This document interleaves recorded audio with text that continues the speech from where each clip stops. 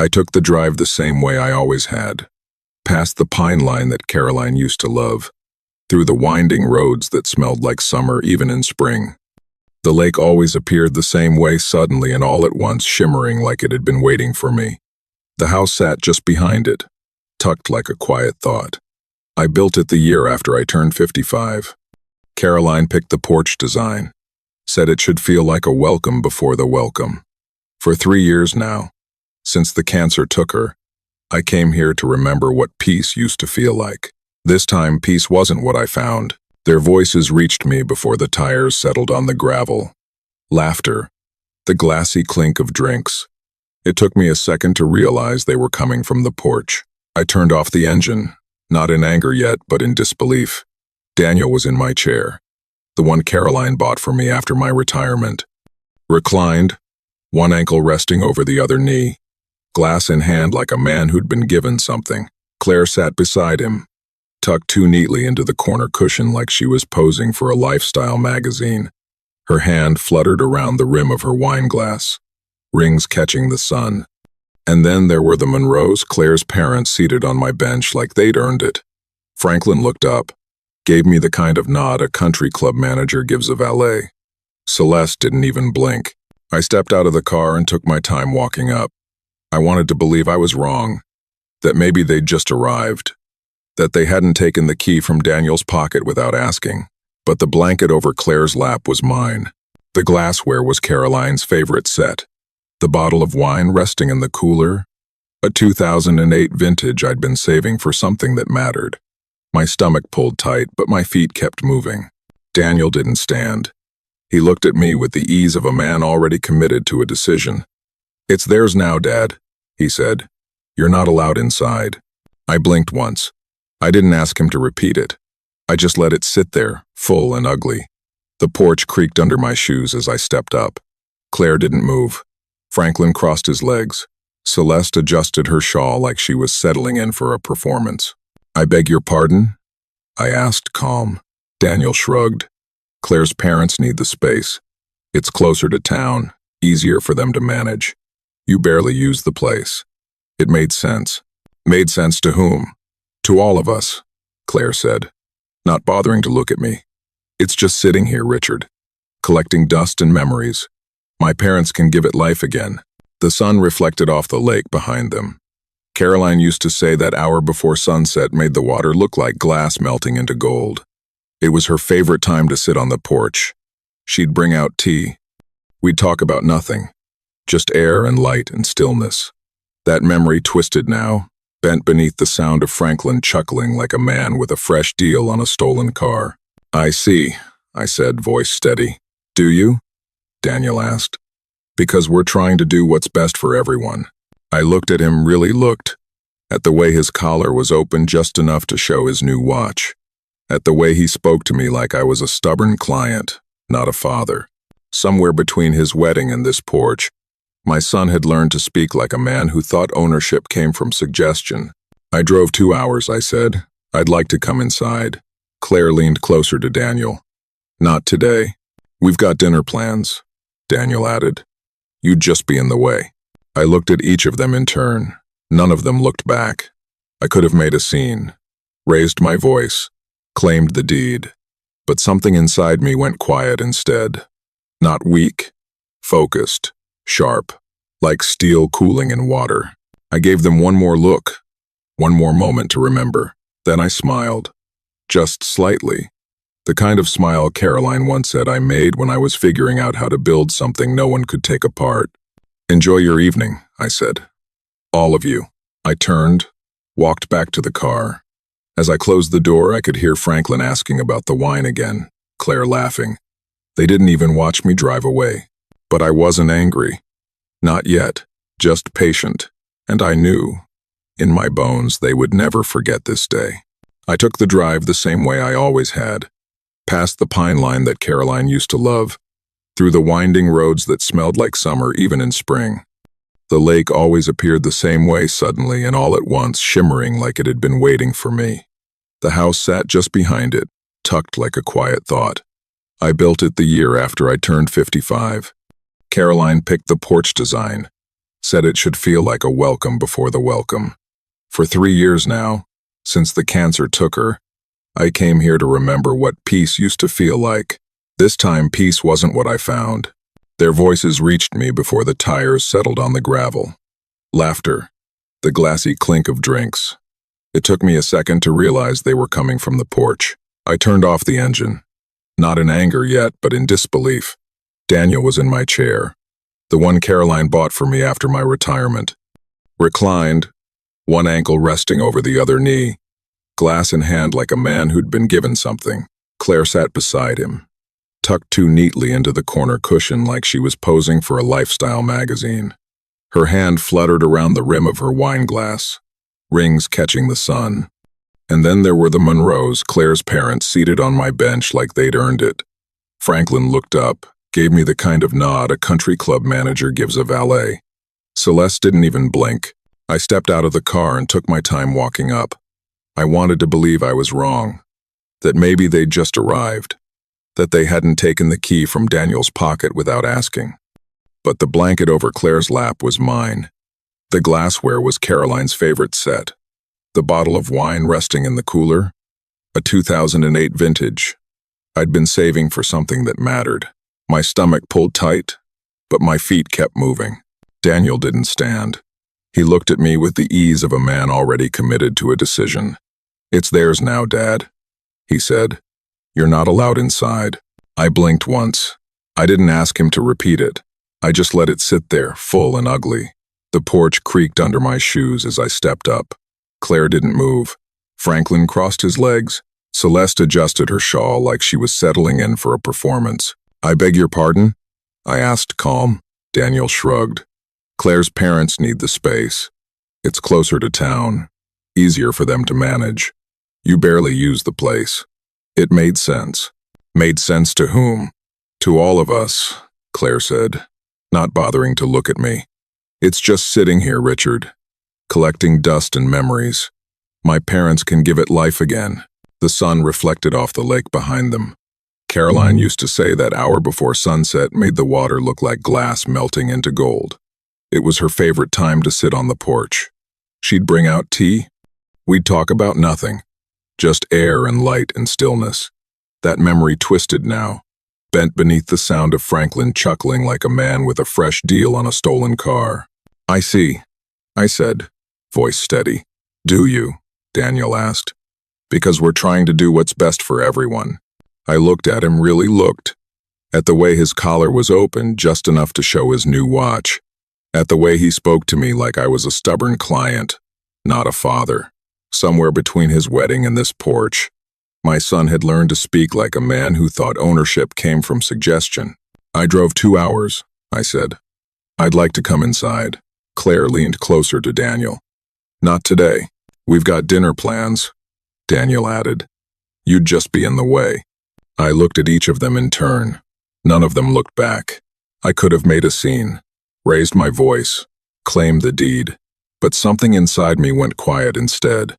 Not weak, focused, sharp, like steel cooling in water. I gave them one more look, one more moment to remember.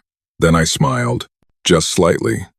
The kind of smile Caroline once said I made when I was figuring out how to build something no one could take apart. "Enjoy your evening," I said. "All of you." I turned, walked back to the car. As I closed the door, I could hear Franklin asking about the wine again. Claire laughing. They didn't even watch me drive away. But I wasn't angry. Not yet, just patient. And I knew, in my bones, they would never forget this day. The text came at 7:04 a.m., just as the morning light cracked through the cheap motel curtains and settled on the edge of the nightstand where I'd left my glasses. "We've decided it's theirs permanently. Don't come back. No greeting. No punctuation beyond the final period. Just Daniel, cutting me off like a utilities bill." I stared at the message for a long time. Not because I didn't believe it, but because I did. Because I had always known this was coming, and still, I had hoped otherwise. The phone sat in my palm like it weighed 5 pounds, like it carried the entire history of every check I'd ever written in Daniel's name. Every silent nod I gave when he came asking for help but couldn't look me in the eye. I set the phone down, picked it back up. Read the message again. Don't come back. 4 words that landed harder than anything he said on that porch. Not because they were new, but because they were final. I walked over to the window, pulled back the curtain, and stared at the pine trees lined like sentries outside. For years, I had made excuses for Daniel. He was grieving. He was young. He was under pressure, always trying to prove himself. But when Caroline died, I didn't just lose a wife, I lost the only buffer that made Daniel and me civil. She understood him. She smoothed over his pride with quiet grace, handed him understanding when all I had left was structure and expectations. She loved us both enough to translate, and when she was gone, so was the bridge. I'd tried. God knows I tried. When he said he wanted to go back to school, I wrote the check. When Claire wanted a wedding at the lake house and the budget doubled, I paid it without a word, just a nod and a handshake. When they moved into that cramped condo and said they needed help, temporarily, I covered their rent for 14 months. And when Claire's parents had medical bills, guess who stepped in? Every time they asked, I gave, not because I had to, but because I thought it would mean something, because I believed that maybe, just maybe, generosity would beget respect. That if I gave them everything, they'd leave at least something sacred. That house, my house, was never just a structure. It was my promise to Caroline. She designed every inch of it. She picked the tiles, the light fixtures, the color of the porch swing. She planted lavender under the kitchen window because she liked the way it smelled when it rained. That house had her breath in the walls. And now Daniel had handed it over like a party favor to in-laws who never paid a single cent toward it. We've decided. Who is we? Daniel, who couldn't finish a degree without leaning on me. Claire, who speaks in clipped, sugary condescension. Or was it Franklin and Celeste Monroe, who sat on my porch like they were born to it, sipping wine from my glasses and calling it theirs? I paced the motel room like an animal in a cage. 1, 2, 3 steps. Turn. 1, 2, 3. Turn. I thought about responding. We'll see about that. Or, you'll regret this. But what would that do? He'd already made his choice. They all had. What they wanted wasn't a relationship, they wanted the assets without the burden. A bank account with a father's name attached to it. Nothing more. I sat on the edge of the bed and let the stillness settle over me like ash. I wasn't just hurt. I was awake. I was no longer surprised. And with that came clarity. They saw me as disposable. A wallet that once fed them, housed them, paid their debts, but that now took up space. That house was the last thread connecting me to Caroline's love and to Daniel's conscience, and now they were trying to cut it, clean through. I stood, picked up my phone again, and deleted the message. Not because I wanted to forget, but because I wanted no part of their written dismissal cluttering my peace. Let them believe I'd disappear quietly. Let them smile in their smug illusion of inheritance. Because if there was one thing I learned from Caroline, it was that silence can be the sharpest blade, and I had no intention of letting them write the ending. Not yet. Not ever. The call came in while I was halfway through slicing an apple with the pocket knife I used to carry when Caroline and I went hiking. I almost didn't answer. Part of me knew nothing good ever came from conversations that began with a name on your screen you used to love seeing. But I tapped it anyway. "Dad," Daniel said. Voice low, rehearsed, not a trace of hesitation. "I figured you'd be upset, but we talked about it. And Claire's parents need the space more than you do." He didn't even bother easing into it. Just tore the bandage off with that same brittle logic he always used when he wanted to paint betrayal as responsibility. "You're older," he said, and I could hear Claire feeding him lines in the background, a faint murmur that sounded like wind through a closed window. "You're alone. You don't need all that room. They've got health issues. Celeste has sciatica, and Franklin's still recovering from his hip procedure. They deserve some peace." I didn't say anything for a few seconds. I let silence stretch so tight it hummed. "Are you done?" I asked, keeping my tone flat, measured. He mistook it for defeat. "Look, I know it's sudden, but the place wasn't being used. You hadn't been there in months, and—" I cut him off. "I was giving you space, not abandoning it." His voice tensed. "You're being dramatic." And that did it. That was the match. "You gave away a house that doesn't belong to you," I said slowly, as if he might grasp the weight of the words if I broke them apart. "You handed over something you didn't build, didn't pay for, and never respected. That house was your mother's soul on every wall. She picked the curtains with her fingertips. She hung her stitched map of Florence by the front door because she loved how the reds and golds welcomed people. She bled into that place, and you gave it away like a spare chair." He started to speak, but I didn't care to hear the rest. "You don't get to erase what you didn't build," I said. My voice was shaking, not from weakness, but from restraint. "And you certainly don't get to act like you're doing anyone a favor by stealing from your own blood. Dad, come on, no. You came on. You crossed a line, and now you're just trying to smooth the dirt over it with your foot."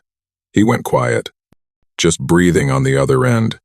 And for a second, I wondered if he understood, if even an inch of his conscience stirred in that cavernous space where empathy used to live. "We just thought, no." I interrupted, this time with finality. "You didn't think?" "You took."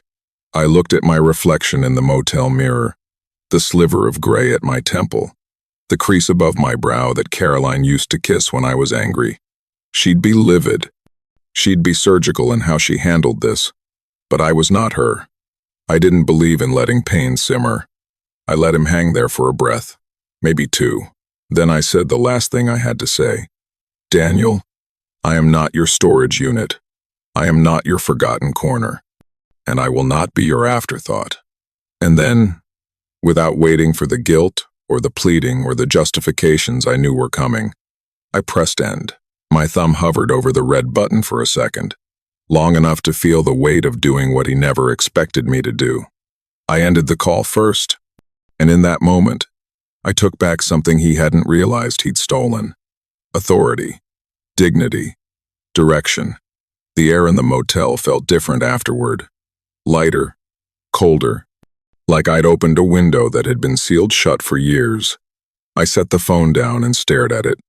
The silence now mine, not his. Let him sit with it. Let them all sit with it. Because for the first time since Caroline died, I wasn't trying to keep the family from breaking. I was done sweeping up glass from a vase they'd already shattered. I've spent my life building things that last. Homes with solid beams and leveled footings.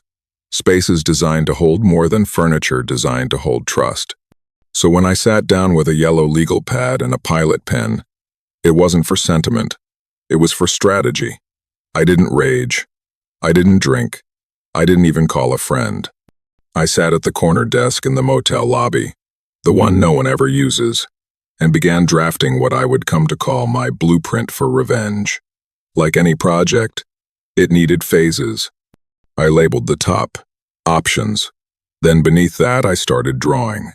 Not literal structures, but scaffolding for justice. First column, legal defense. I underlined it twice. I had every receipt from the foundation poured to the chimney cap. Every permit, every zoning approval. I'd helped draft the original property transfer when Caroline and I moved it from her parents' trust into our joint name. After she passed, it became mine entirely. There was no ambiguity. I would call Mark Fallon, our old estate attorney, and ask him to pull up the old files. I remembered how meticulous Caroline had been, insisting everything be notarized, even birthday gifts. Daniel had no clue how airtight our paper trail was. Second column, psychological deterrent. I knew my son, knew his tics, knew that for all his bluster, he couldn't handle sustained silence. He needed control, needed to be the one holding the phone, calling the shots, making the narrative bend around his fragile ego. So I decided to give him nothing. No texts, no calls, no shouting matches, just a void. Let him wonder if I was broken or building. Let the doubt ferment. I jotted one word beside the header. unpredictability. And below that, make him afraid of silence. Make him suspicious of calm. Make him question the legality of what he's done. Make him feel watched even when no one's looking. Third column, environmental control. This wasn't just about law and emotion. It was about location, geography. That villa sat on a 5-acre parcel with one gated entrance and several maintenance dependencies, utilities, drainage, HOA permissions. Daniel may have handed the keys to Claire's parents, but he hadn't handed them the knowledge. I had the land survey copies. I had access logs. I knew every pipe and every leak and every system that would buckle without maintenance. They wouldn't last a month if I didn't turn the irrigation back on. I wrote, "Turn nothing on. Let the place remind them whose hands once kept it alive. Let mildew creep where they set their wine glasses. Let the lawn brown. Let their imagined paradise turn wild." It wasn't pettiness. It was precision. A slow unveiling of how little they understood the gift they stole. By the end of the hour, the paper in front of me looked like a battle plan. Not of war, but of reclamation. I wasn't out to destroy my son. I was out to make him remember. Remember who paid for his tuition when he dropped out of his third major. Remember who bailed him out after his first failed startup. Remember whose wife died quietly in her sleep while he was too busy to visit her bedside. He had erased all that, chalked me up to a fading asset. He'd mistaken quiet grief for weakness, and now he'd made the gravest miscalculation of all. He assumed I'd simply vanish. But men like me don't vanish. We build. We document. We survive. I folded the paper carefully and placed it into the manila folder labeled Projects, because that's what this was now. Not a vendetta. A project. One I would see through with the same meticulous attention I gave every site I'd ever surveyed. I stood up from the desk and looked out the glass doors at the parking lot beyond. Nothing majestic. Just gray concrete and a vending machine humming like a heart murmur. But in that moment, I felt a clarity I hadn't tasted in years. Not since Caroline. I walked to my room, folder in hand, and placed it beside my duffel. This wasn't about anger anymore. It was about architecture. Psychological, legal, strategic, and every piece was falling into place. The bell above Marcus Lee's office door hadn't changed in 30 years. Still chimed like a distant fork on porcelain. He looked up from his leather chair and grinned before I even spoke. "Now there's a face that usually comes with blueprints or bourbon," he said. I nodded and sat without waiting to be offered. I wasn't here for small talk. Marcus had handled every land transfer, property title, and estate document Caroline and I had ever touched. He knew our history better than Daniel did. "They've taken the house, Marcus," I said. His grin dropped. "What do you mean taken?" I pulled out the manila folder labeled Projects and opened it on his desk. Deed copy, title history, HOA registration, water rights, Caroline's final will. I slid them forward like I was laying bricks. He scanned them, lips tightening with each line. When he reached the last page, he leaned back, eyes unreadable. "And your son just handed this over?" "To Claire's parents," I said. "Said it belongs to them now. I'm not allowed inside." Marcus blinked. "They can't do that." "I know." He pushed the papers into alignment and cracked his knuckles, a habit that meant he was building something in his head. "First," he said, "this deed is rock solid. Caroline's passing transferred it entirely to you. No co-signatures, no living trust remainder. You're the sole legal owner. Good.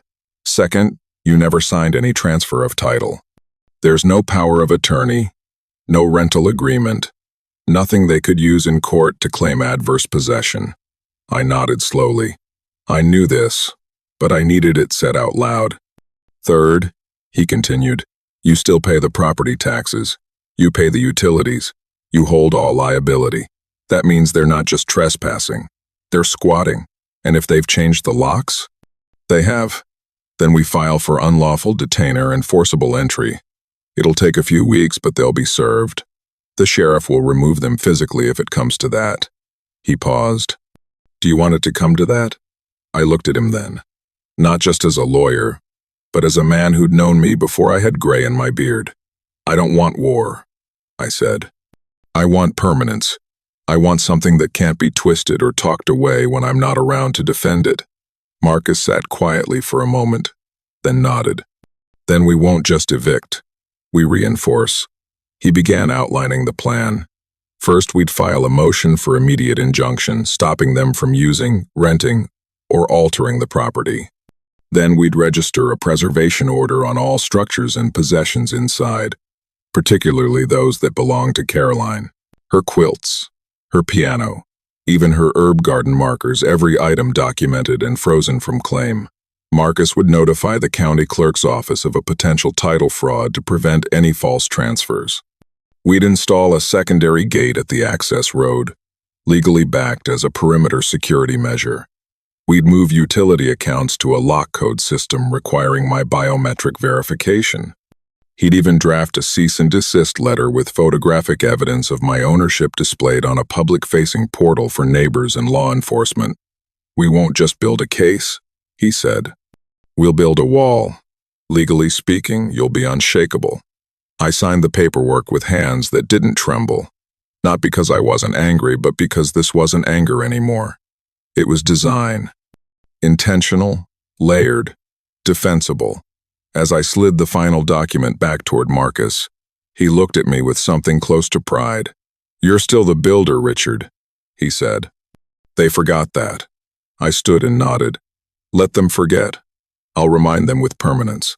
He shook my hand firmly, like we'd just sealed the foundation of something bigger than either of us. When I left his office, the sun had shifted slightly, casting longer shadows across the parking lot. I walked slowly, letting the warmth touch my shoulders. I wasn't walking away from the house anymore. I was walking toward it one legal brick at a time. Victor Miles had been my neighbor for 16 years, and the only man I knew who could wire a toaster into a motion sensor if you gave him 5 minutes and a screwdriver. He used to build surveillance networks for museums before retiring into lake life and mild paranoia. I brought him a bottle of the Cabernet he liked and said, I need the house to talk. He grinned like a boy handed fireworks. We walked the villa grounds at dusk, blueprint in hand and purpose in heart. Victor asked no unnecessary questions. He'd seen the parade of lawn chairs and wine glasses on my porch. He'd seen strangers using my dock. He knew what this was. Within 2 days, we had a layered system live. Cameras nested in the birdhouses. Smart speakers hidden in the rafters. Lights programmed to flicker at certain hours, casting shadows that moved when no one walked. I left Caroline's favorite rocking chair in place, its slight sway timed by a pressure plate under the floorboards. Faucets triggered with ultrasonic cues. A projection mapped to the hallway wall would activate at 3:00 a.m., a silhouette that resembled me standing by the stairs, fading only when approached. Victor dubbed it Ghost Protocol. I called it poetry. Every inch of the house became an extension of my hand, my memory, my refusal to be erased. It wasn't just defense. It was theater. I wanted them not only out, I wanted them unnerved, unsettled, cracked from the inside out. On Friday evening, as the final system synced and Victor ran diagnostics from his laptop, I received a text from Daniel. We're moving them in Saturday at 2 p.m. Don't bother showing up. I stared at it for a long second, then smiled. Perfect, I whispered. Victor looked up. Saturday it is then? I nodded. Time to let the house speak. They pulled up in a silver SUV at precisely 1:58 p.m., as if punctuality would somehow legitimize what they were doing. I watched from the ridge above, hidden in the trees, binoculars resting against my brow. Caroline and I used to sit on this hill with thermoses of tea, watching sunsets paint the lake gold. Now I was watching vultures circle a home they didn't build, didn't love, and certainly didn't deserve. Franklin got out first, still with that self-satisfied grunt of a man who thought money was the same thing as class. His stomach stretched a crisp linen shirt, untucked at the sides, just like he always wore it. He looked up at the house, not with reverence but calculation. Claire's mother, Celeste, emerged next, powder blue pantsuit, large sunglasses. lips pursed like she was preparing to critique the wallpaper of a five-star hotel. She tilted her chin at the villa like a wine critic confronting a plastic cup. Then came the bags. 2 enormous roller suitcases, a set of mismatched carry-ons, a yoga mat, a set of boxed kitchenware, and God help me what looked like a juicer. Franklin fumbled with the cases while Celeste pointed toward the porch, as if orchestrating a professional move-in. She wasn't visiting. She was arriving. And then it happened. She spotted the plaque. The one I had hung just 3 weeks after Caroline died. It was modest, engraved in brass, mounted near the doorframe. For Caroline, who made this house a home. Celeste scoffed. "First thing to go," she said. I watched as she dug her nails under the edge and yanked. The screws shrieked against the wood. The plaque clattered to the ground. She didn't even look down. Franklin laughed, finally. That thing always felt like a guilt trip. And letter bin the Anasau Formansen for Morthusen Taters and the Janus Tenipel taps of Presser. I didn't blink. I didn't breathe. They stepped over Caroline's name like it was a leaf in the driveway. Once inside, Celeste gave an audible sigh, the kind you save for after a long flight or an overdue spa appointment. "Well," she said, setting her purse on the hallway table, "I suppose we'll repaint. These colors are so dated." Franklin opened the French doors to the deck and walked out barefoot like he owned the lake. "This is the life, huh?" Celeste trailed her fingers across the mantel where Caroline's dried lavender arrangements once stood. "We'll need a new aesthetic. Minimalism. This clutter is depressing." They didn't notice the thermostat light blink twice. They didn't notice the whisper of the faucet turning on in the kitchen. Then off again. I had given the villa teeth. Franklin tugged at the old window latch. Victor and I had left it just loose enough to creak ominously when touched. It did. Loudly. Franklin paused, then laughed awkwardly. "Needs oil," he muttered. Celeste opened the fridge and frowned. "No almond milk." I told Claire to stock it. She closed the fridge. As she turned, the overhead lights dimmed, not off, not flickering, but just enough to tint the room a half-shade colder. She froze, looked up. "Did you see that?" Franklin glanced at her from the hallway. "See what?" She waved it off. "Never mind." They moved through the house like they were shopping, pointing, criticizing, measuring it against their idea of comfort. But they had no idea the house was awake, listening, watching. When Celeste opened the bedroom door, the master bedroom where Caroline used to sit and knit by the window, she flinched. The rocking chair was swaying, ever so slightly. There was no breeze. No one had touched it. She stared, then called out, "Franklin?" He was in the guest bathroom running water. Celeste stepped back. The chair stopped. She turned away and muttered, "This place has terrible energy." I smiled, the kind of smile that never touches the eyes. Because energy, I've learned, is just memory refusing to fade. And I had programmed every inch of this place to remember.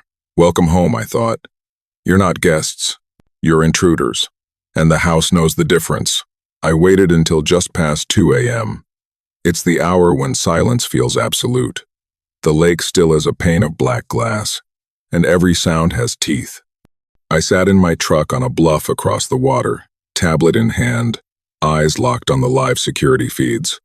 One camera in the hallway, one in the living room, one just inside the bedroom door. I had positioned them like a stage manager setting a play. Only this wasn't theater. This was the reckoning. I tapped the screen, initiating the sequence Victor and I had tested for weeks. It started small. A gentle creaking of floorboards, artificial, mechanical, but real enough to feel like footsteps. The hallway lights dimmed first, then pulsed with irregular flickers like an old horror film reel skipping through a projector. Celeste sat up in bed. Her silhouette was sharp against the headboard, her hair frizzed from restless sleep. She looked around the room, then nudged Franklin beside her.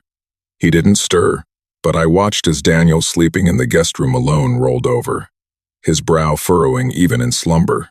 I waited 5 more seconds. Then I hit phase 2. Strobe lights exploded in the hallway, white-hot bursts that cracked through the dark like lightning trapped inside the walls. The effect was disorienting, relentless, nearly seizure-inducing. Celeste screamed. Franklin stumbled out of bed, one arm shielding his face, the other grasping blindly for balance. Water burst from every faucet in the house at full-pressure kitchen sink, bathroom taps, the master bathtub. The pipes howled with strain. The smart system had been programmed to blast hot water on a delay just long enough to startle, then burn. But I had disabled the heating. This wasn't about injury. It was about invasion, about reclaiming sacred ground. Meanwhile, in Daniel's room, the true masterpiece began. Directional audio. A speaker hidden behind the vent whispered his name softly at first, like the wind curling through reeds. Daniel. A pause. Daniel, you don't belong here. His eyes flew open. He sat bolt upright, drenched in sweat, eyes darting. The speaker shifted frequency, now projecting from the opposite wall. This house remembers. Another shift. You gave away what was never yours. I saw his mouth move, murmuring, "What the hell?" Then louder, "Dad? Dad, are you here?" I almost laughed. "Not yet, son. Not yet." The hallway camera showed Franklin running toward the breaker box, his face pale, jaw clenched. But Victor had overridden the electrical panel. It was locked out, sealed digitally for 12 hours. And we were only 20 minutes in. Celeste had locked herself in the bathroom, panting, calling Claire's name through the floor as if her daughter could rescue her from consequences. The bedroom lights were now pulsing with red hue, timed to mimic an emergency alarm. The shadows on the walls seemed to stretch unnaturally with each flash, like the house itself was twisting in disapproval. Downstairs, cabinet doors slammed open and shut in perfect rhythm, a metronome of madness. The fireplace crackled to life, no flame, just the sound, piped in through hidden speakers. I watched as Daniel charged into the living room, clutching his phone. He tried to call me. I declined. He tried again. I blocked the number. The whispers returned. "This is not your inheritance. This is a grave." I had written that one myself. He spun around in place, trying to locate the source, but there was none. That's the beauty of directional audio. It finds you, follows you. Franklin gave up on the breaker and threw open the front door, shouting into the cold night, "Enough! This is harassment. We'll sue." I turned on the lawn sprinklers. He slipped and fell flat on his back. Celeste shrieked from the bathroom as the faucet gushed again, this time pouring water tinted with harmless black dye just for effect. Harmless, but horrifying. She ran out into the hall, wrapped in a towel, mascara streaked like war paint. Daniel grabbed the car keys. "We're leaving. Now." They didn't pack. They didn't even turn off the lights. They ran, fled like thieves who'd broken into a mausoleum and found the dead still lingering. I watched them pile into the SUV. Celeste in the backseat sobbing, Franklin muttering curses, Daniel white-knuckled on the wheel. I didn't smile. Not this time. I just sat in the silence after. Silence I had earned. The villa stood tall behind them. And for the first time in weeks, it looked like it recognized me again. My phone rang before sunrise. I knew it would. I didn't even bother to check the caller ID. Daniel's name might as well have been etched into the vibration itself. Sharp, urgent, entitled. I picked up and let him speak first. "You'll regret this," he spat, his voice hoarse and frayed like he hadn't slept. "Do you think scaring them out of the house makes you the winner? Do you know what you've done?" I stayed quiet for a moment, long enough for him to feel the weight of my calm. Then I said, "You mean the house you gave away? The one you had no right to touch?" He started again, faster now, words tumbling over one another. "You had no right to harass them like that. It's still part of the family, Dad. You left it empty. What were we supposed to do? It was going to rot." I stood by the lake, tablet still warm from the night's symphony, the early light casting long shadows across the dock.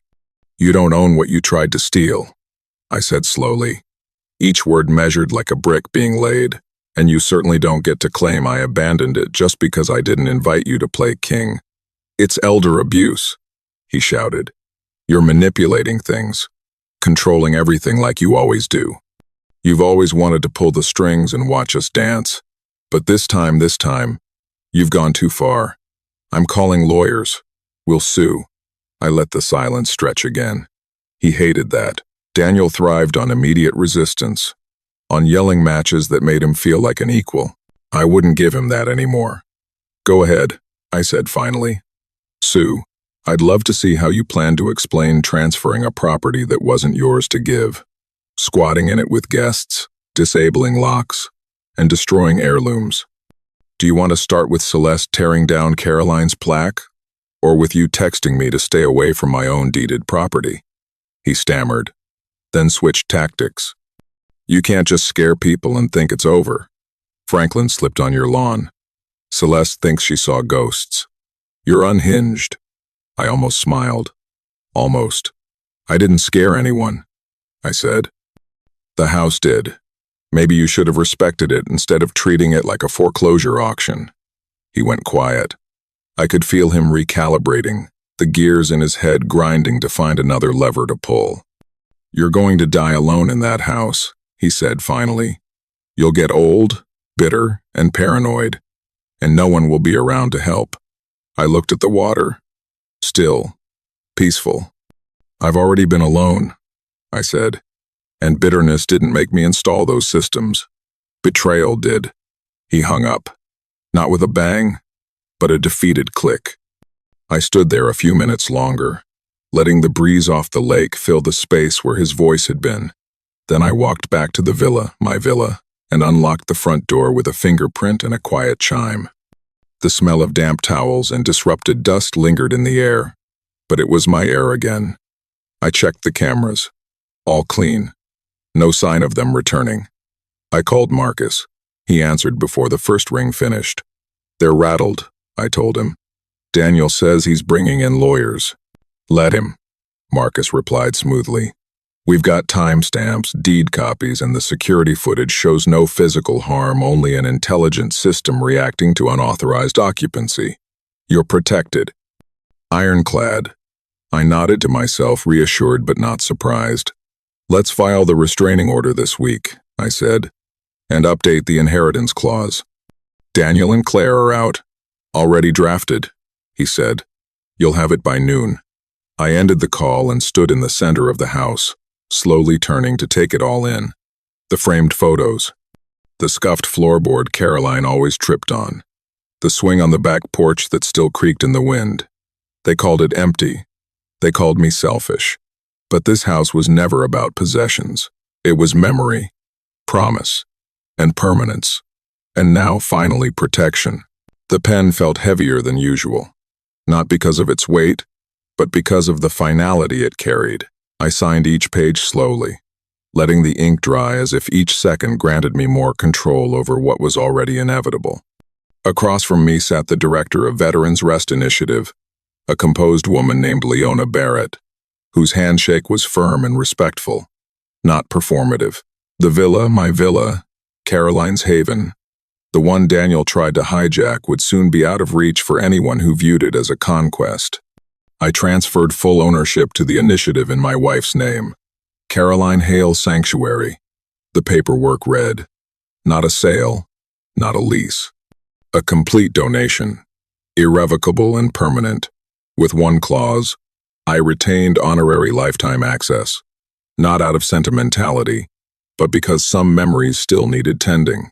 A swing that needed occasional oiling, a garden that would die without familiar footsteps. The rest would belong to those who truly needed it. Wounded veterans, recovering from a world that, like my own family, had turned its back on them. Leona placed her hand over mine when the last form was signed. Your wife must have been extraordinary, she said gently. She believed dignity wasn't a luxury, I replied.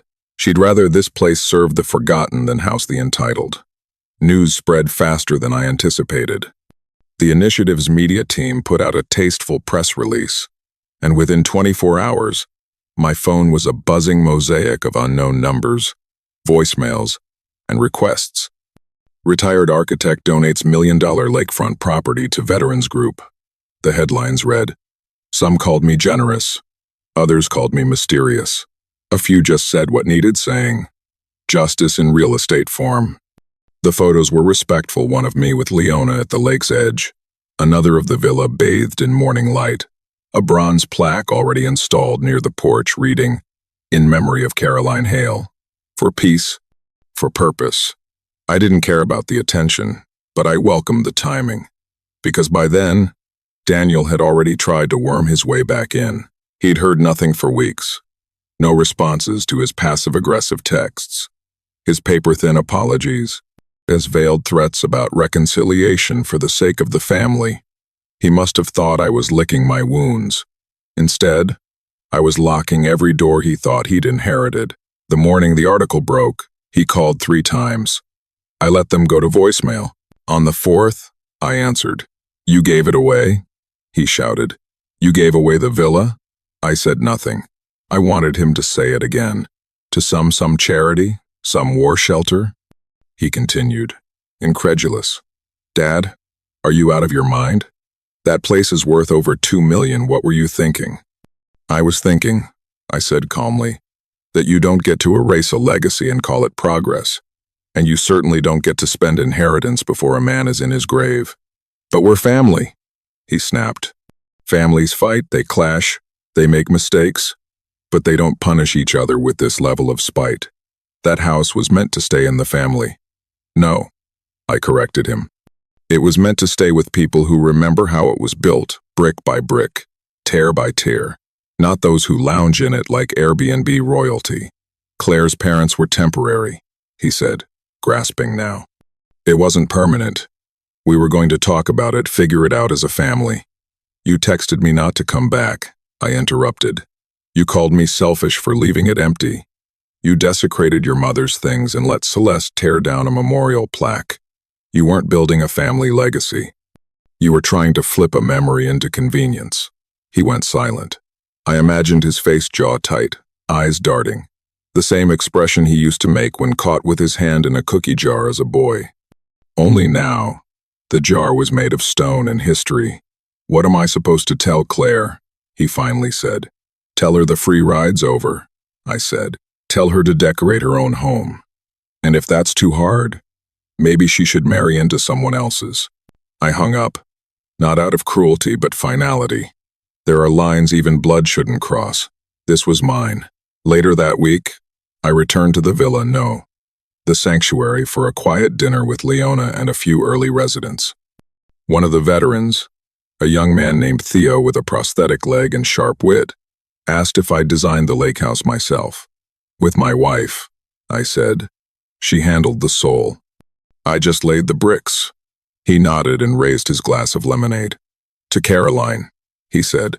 "I raised mine too. Not just to her, but to the justice that had finally found its walls." The conference room in Marcus's office was windowless, cold, and deliberate exactly the way I wanted it. The air held that faint scent of old leather and fresh toner, the kind of smell that signals no-nonsense formality. I sat at the far end of the table, calm, collected, and ready. Marcus was beside me, crisp in his gray 3-piece suit, a thick folder open before him like a playbook already won. Across from us, Daniel looked like he'd aged 10 years in 2 weeks. Claire was rigid in her seat, jaw clenched so tight it looked painful. Celeste sat back with her usual smug elegance, as if this were a charity gala she'd somehow been roped into. Franklin, her husband, avoided eye contact, a man who had clearly begun to regret being dragged into this mess. Daniel opened first. As expected. "Look," he said, trying for a tone of reason. "We came here to resolve this like a family. No need to escalate things into the press or whatever this is." He gestured to the legal folder like it was toxic. "Escalation?" Marcus said, his voice smooth. "Mr. Hale offered you multiple opportunities to speak like a family. You responded with silence, then eviction, then intimidation. This meeting is not escalation, it's the resolution," Claire snapped. "This was never supposed to be permanent. You blindsided us with that donation." "You blindsided me," I said, my voice steady. "You stepped into a house you didn't build, claimed it, and desecrated what you didn't understand. You pulled my wife's quilt off the wall like it was clutter. Celeste scoffed. It was just a decoration. You can't donate an entire property over a quilt. Marcus slid a document across the table with the precision of a man laying down a royal flush. This, he said, tapping the paper, is the irrevocable transfer agreement. Certified, filed, finalized. The villa now belongs to Veterans Rest Initiative. Mr. Hale retains lifetime honorary access. No legal recourse exists to challenge the transfer unless you can prove coercion or fraud, which I assure you, you cannot. Daniel reached for the document with trembling fingers, scanning it quickly, his brow furrowing deeper with each line. This can't be real. You didn't even warn us. No family meeting, no conversation. You texted me, I said, to stay away. You decided the house was no longer mine. I simply formalized what you made clear. Claire narrowed her eyes at me. You're bitter. That's what this is. You're just trying to teach us a lesson. I leaned forward slightly, not angry, just clear. Family survives boundaries. It dies without them. I was willing to forgive a mistake, Claire, but not a campaign. And this, what you orchestrated, was a campaign to erase me. Franklin finally spoke, his voice uncertain. Maybe we can come to some arrangement. Timeshare access. We could donate to the initiative. Help fund. No, I said flatly. The house is not a negotiation. It's a memory preserved. And you, Franklin, were a guest who overstayed. Celeste leaned in now, her voice dripping venom.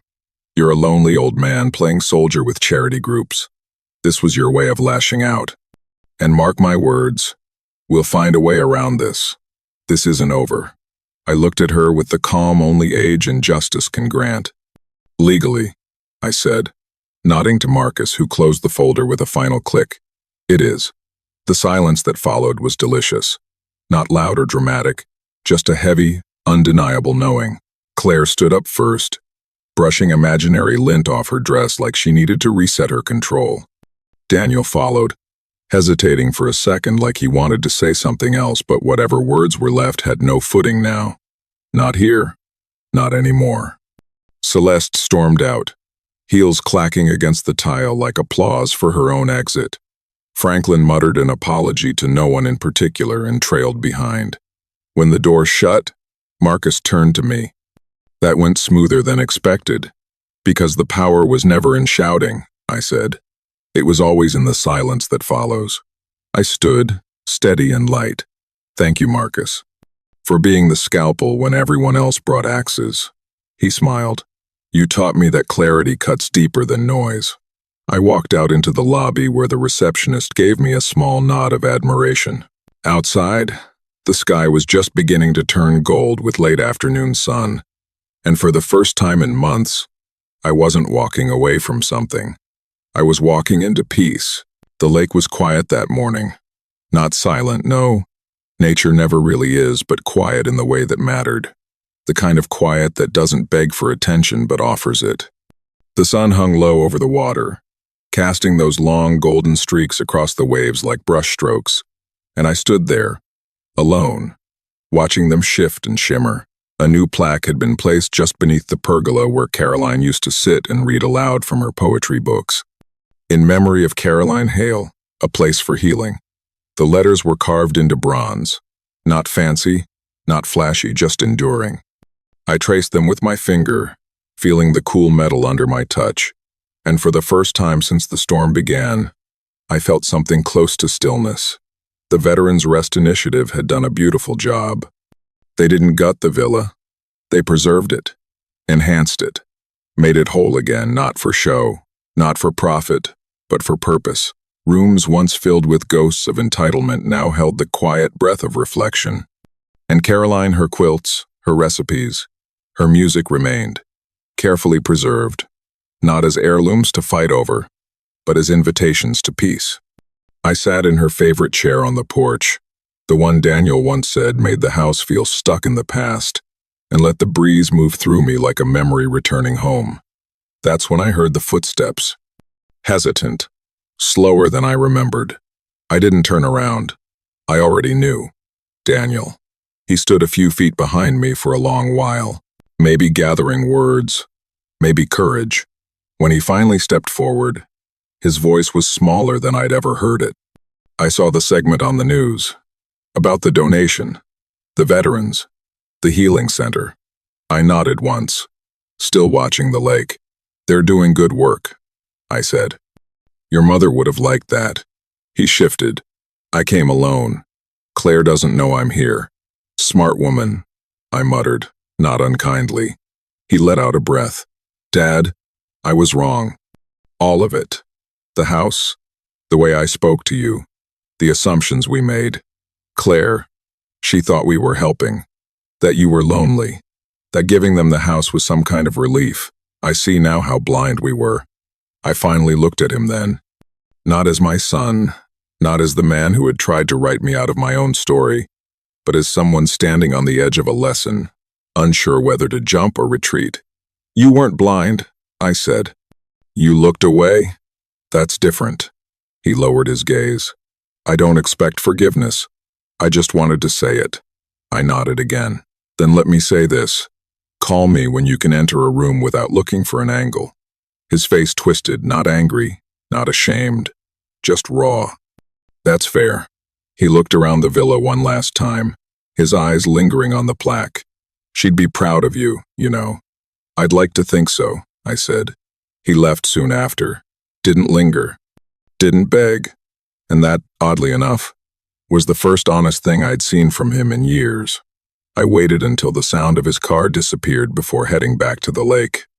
Caroline's old rowboat was still tied to the dock. I stepped in and let myself drift. The water lapped softly against the hull as if rocking me through my own memories. I thought of all the times she and I sat here, thermos in hand, watching the seasons change. I thought of Daniel as a child, running through these woods, and the way I used to believe those memories would be enough to carry us into old age. But memory isn't enough. Love has to evolve, or it becomes a ghost. Some things you hold, some things you give away, and some things like this lake, this quiet, this hard-earned peace, they teach you the difference. I closed my eyes and let the boat rock gently. I didn't need to win anymore. I didn't need to be right. I just needed to float here a while longer, in the place that finally felt like mine again.